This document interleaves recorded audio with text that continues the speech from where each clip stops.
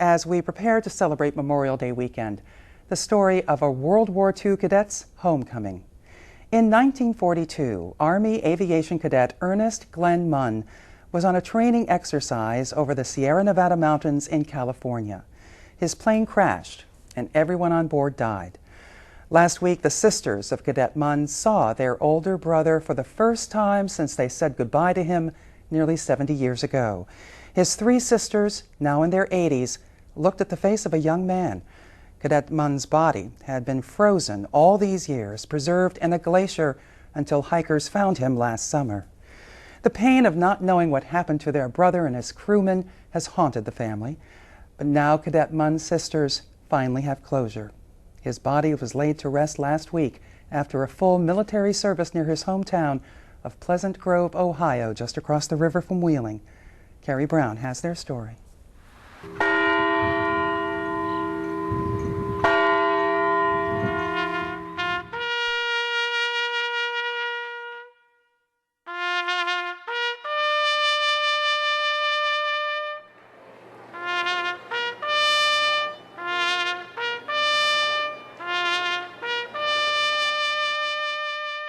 We're here today not only to mourn Cadet Munn's loss, but also to celebrate his life and his service to our country. This is an unusual funeral, one that the Munn family have been waiting on for over 65 years. Cadet Munn joined the Army Air Corps to become a pilot. He was stationed in Santa Ana, California for navigational training. It must have been around that time when he became known as the Blonde Bomber. Cadet Munn's character, his sense of duty is celebrated and given a rightful place of honor today. Earnest Glenn Munn was just 23 years old when he died on November 18, 1942. He was the oldest of 4 children growing up in Pleasant Grove, Ohio. We were just like 4 ornery kids. We were just playing and doing different things and working on the farm. And my brother would always do something to some of the farm equipment and make something for us to get on and ride. And he'd start up at the top of the hill and take us down through the meadow and open gates and down clear in the bottom. And we thought we was going to be killed, you know. We were screaming and crying. And he just had a barrel of fun with us. Well, he was handsome, yes, and I don't know, knowing he was older, that we should listen to him, you know. If he told us not to do something, why, we didn't do it. So I think Mother had him to kind of watch over us when she was washing clothes or something, you know. So he kind of looked after us. I just have the memory that I was always with him at home. These girls kind of went together, and I was a fly in their ointment, you know, because I was younger. And so he took me under his wing, and we'd do a lot of things together. And he was my idol, really. I loved him so much. His father was a farmer who also owned a local gas station, and his mom a homemaker. After graduating from Martins Ferry High School in 1936, Glenn worked a few years at Fidelity Investment Corporation in Wheeling. One of the other fellows that was working there was so crazy about getting into the service that he said he was going to get into the Air Force. And so then Glenn got excited about it, and that's what did it. And they both enlisted. He had never flown before. He thought that was going to be great. He was real excited about it. You know, a little farm boy, you know, thinking about going up in the air and flying an airplane. Why, he was just all set for that. And the time he was in there, he really enjoyed it as he was on his training missions.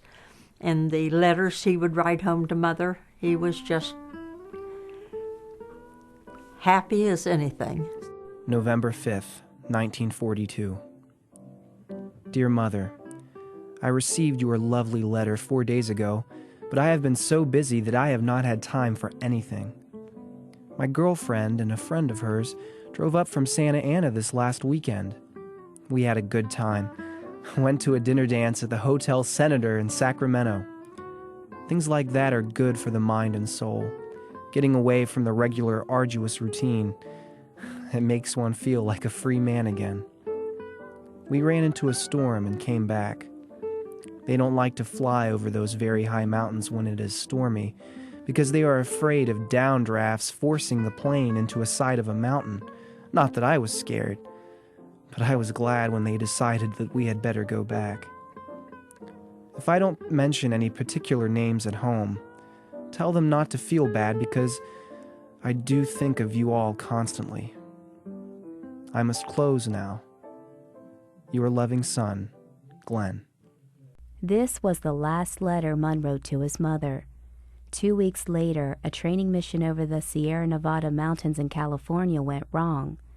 Glenn's sister Jean still vividly recalls finding out that her brother was missing. It was November, and it was a lovely day. I was working at a service station in Martins Ferry during the wartime, greasing cars and changing oil and all that stuff that they do at service station. And my dad drove in, and I wondered, what's Dad doing here? And he says, Glenn's been lost. Well, that just floored me, you know. Mother was really upset. Well, she tried to keep us from feeling bad, but I'd catch her in another room crying and, you know, things like that. And we all were just upset about it. 5 years after the crash, hikers discovered the wreckage. There were scattered remains and clothing, but no bodies. In my own mind, I wondered if they were really searching as much as they should through the years.